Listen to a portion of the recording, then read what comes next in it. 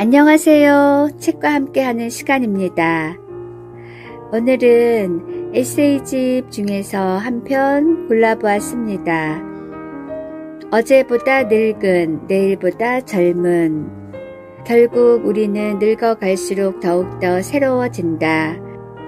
80살이 지나서야 비로소 깨닫게 되는 사금처럼 반짝이는 삶의 아름다움과 진실. TV에서 복부 지방을 없애는 운동법을 보고 따라하려다 문득 스스로가 노인임을 알게 되어도 자꾸만 무릎이 뒤틀려 걸음걸이가 불안정해져도 거울에 비친 주름살을 보면서 청춘을 동경하다가도 늙음이 부끄럽지 않고 당당한 노년의 삶의 모습들, 황호는 여명보다 아름답기에 꽃잎은 떨어지지만 꽃은 지지 않기에 참 좋은 노년의 삶. 이 에세이집에서 한 편 준비했습니다. 제목은 어제보다 늙은, 내일보다 젊은. 이창복 지음. 누구나 오래 살고 싶어 하지만 가는 시간을 막을 길이 없다. 아무도 늙길 원하지 않지만 오는 늙음을 피할 길이 없다. 지나가버린 젊은 시절을 되돌아보면서 산천은 변함없이 아름다운데 도대체 세월은 어디로 그렇게 빨리 흘러가 버렸고 어떻게 난 이렇게 늙어버렸나 생각한다. 나에게 과거는 점점 길어지고 미래는 점점 짧아진다. 그래서 우리 또래의 모임에서 대화는 미래의 희망이 아니라 과거의 추억으로 돌아간다. 미래보다 과거에 더 큰 기쁨을 느끼니 늙은 것이다. 허무감의 잔 여울이 마음속에서 일렁일 때면 노쇠해진 육체에 절로 탄식이 나온다. 젊었을 때 내 사진은 힘있고 유연했지만 늙은 지금엔 연약하고 굳어 있다. 나이 들면 육체적으로나 정신적으로 서서히 붕괴되어 가는 것이고 인간을 죽음에 이르게 한다. 어차피 늙음과 죽음은 막을 수도 피할 수도 없는 것이니 이들을 삶의 과정으로 받아들이고 친숙해져야 한다. 이런 생각을 하고 나면 노년에 어떻게 살아야 하나 절로 질문이 나온다. 늙음의 문제는 시공을 초월한 연구 테마이기도 하다. 더구나 100세 시대라고 하는 현대에선 더욱 그렇다. 이미 고대 로마의 정치가이며 철학자인 키케로는 그가 죽기 1년 전에, 그러니까 그의 나이 62세 때 자신이 늙어가면서 느낀 생각과 경험을 기록한 노년에 대해서란 책을 썼다. 여기서 그는 사람은 늙으면 체력이 쇠퇴해서 육체적 노력을 필요로 하는 일에서 점점 벗어나게 되기 때문에 건강하게 살기 위해선 육체를 단련하는 것이 중요하며 마찬가지로 정신적 단련도 중요하다고 강조한다.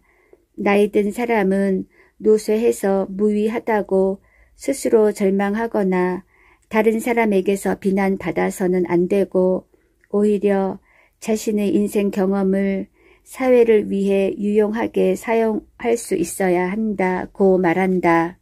노쇠해지는 육체와 달리 정신은 사용할수록 강화되기 때문에 사람은 정신적 단련을 통해서 다가오는 노년을 의미 있게 맞이해야 한다는 것이다.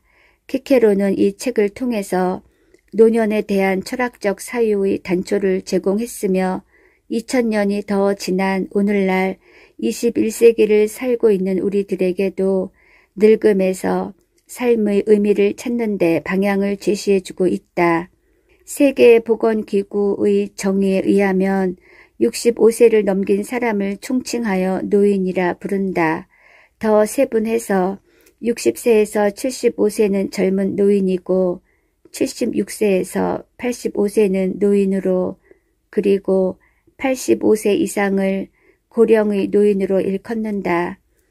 같은 계절도 매일매일이 다르듯이 노인이라 총칭될지언정 시기마다 삶의 특징이 다르다. 늙음이 첫 단계인 젊은 노인은 은퇴 시기에 있는 사람들로서 연금이나 생업활동의 결실로 얻은 재력을 바탕으로 인생을 제2의 청춘처럼 즐기려 한다. 그들은 여전히 의욕적으로 활동하고 세상사에 적극적이며 취미나 운동 등 새로운 삶에 자유롭게 몰두하려 한다.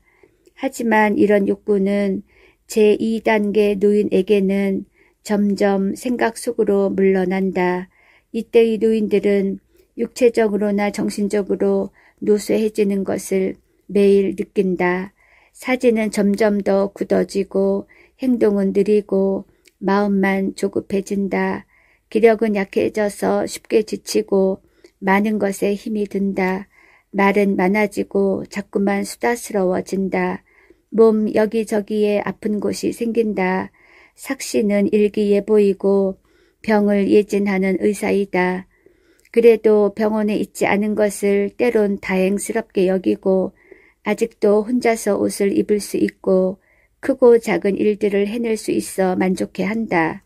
제3단계인 고령의 노인은 쇠약해진 기력으로 거동이 더 불편해지고 기억력도 더 희미해진다. 여기저기서 치매 현상을 보고 두려움을 느낀다. 틀니를 하고 보청기를 끼고도 어리둥절하며 지팡이에 의존해서 걷는다. 낯익은 친구들이 부고가 이어진다. 우울증에 시달리기도 하고 허무감은 깊어진다. 지금까지 삶에 자극을 주었던 희망과 환상은 사라진다. 가까이 다가온 죽음을 현실로 실감하면서 여생을 잘 정리해야 한다는 과제를 초조한 마음으로 생각한다. 그렇다고 해서 모든 노인이 다 그런 것은 아니다. 늙음은 철저하게 각 개인의 삶에 따라 다양한 현상으로 나타나기 때문이다. 활동적인 고령의 노인은 삶의 기쁨을 누리고 건강을 위해 열심히 운동하고 적절한 영양을 섭취함으로써 생물학적 나이를 연장시키려고 애쓴다. 그런가 하면 죽기 직전까지 충실하게 살면서 갈 때가 되면 생명을 인위적으로 연장하려 하지 않고 품위 있게 죽음을 맞이하길 원하는 사람도 많이 있다.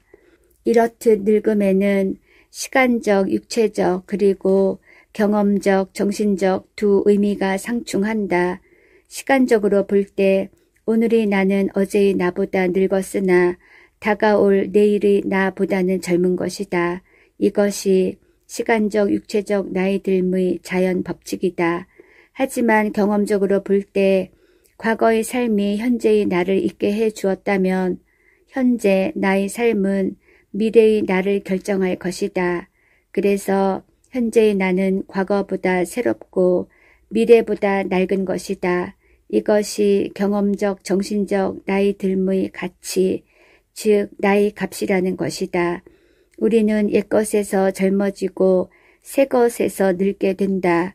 이런 의미에서 늙음은 결코 늙은 것이 아니다. 우리는 늙어서 새로운 것이 된다. 노년이란 인간의 체력이 정신력으로 변해가는 시기이고 늙어감은 정신적 발전 과정이라고 할 수 있다. 노인은 늙어가면서 젊은 시절의 왕성한 육체, 무엇이든 할 수 있다는 자신감을 잃어가지만 대신에 경험을 통해서 삶의 의미를 새롭게 터득하고 삶의 질을 향상시킬 수 있는 지혜를 얻는다. 그래서 노인은 늙어가는 것이 아니라 조금씩 익어가는 것이고 늙음은 곧 성숙이라는 긍정적인 의미를 가진다.